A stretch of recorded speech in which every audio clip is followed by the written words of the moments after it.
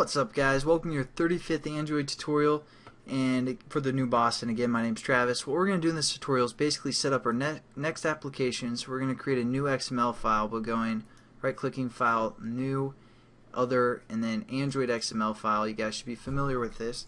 We're going to call it Email XML. Finish.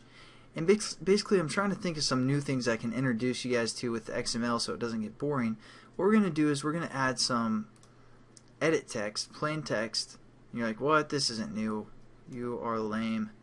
Which is fine, but what I'm actually going to introduce you guys to is something called a scroll view. So add about 6 is good. 6 edit text, and then we're going to add a text view above each one. Nothing too awesome here.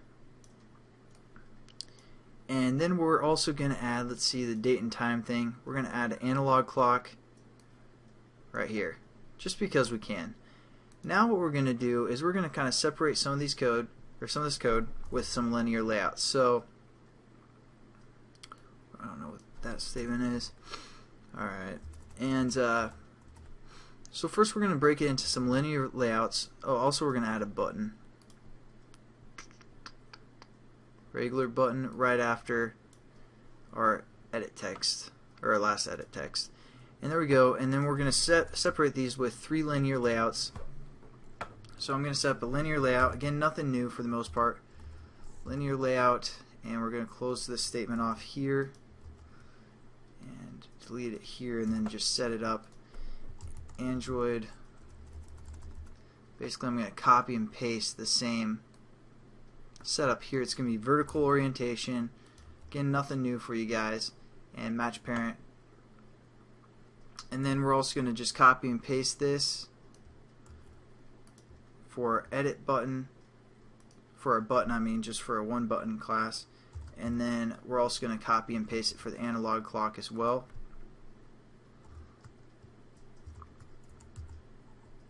And we're going to change all these, the height to them for... Actually, before we do that, we're going to go into add our scroll view. So right here, this top linear layout, this is where we're going to add our scroll view.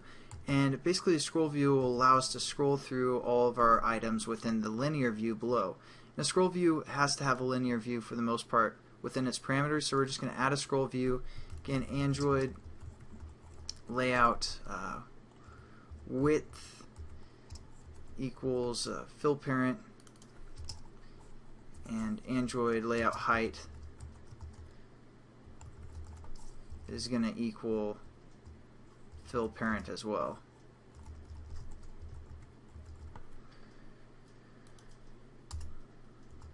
Alright, so we have our scroll view set up, and we want it to wrap our linear view. So we're going to copy this line and paste it below this linear view. Now what we're going to do is we're going to set up all of these other linear views that we set up to have fill parent for the height as well, and then we're going to use the weight method that we're familiar with.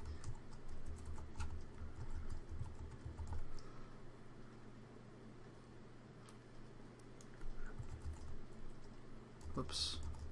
So kind of a boring tutorial, just get everything set up and introduce you guys to the scroll view for the most part, and the analog clock, which I just threw that in there randomly. So there we go. We basically have that set up, and now we're going to add the weight to our top or main linear layout that holds everything else. So we're going to say Android weight sum equals 100, and let's say we're going to give this scroll view weight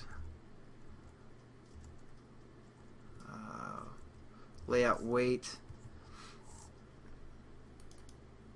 and oops, I was afraid that was going to happen. Okay, layout weight equals, let's say, like I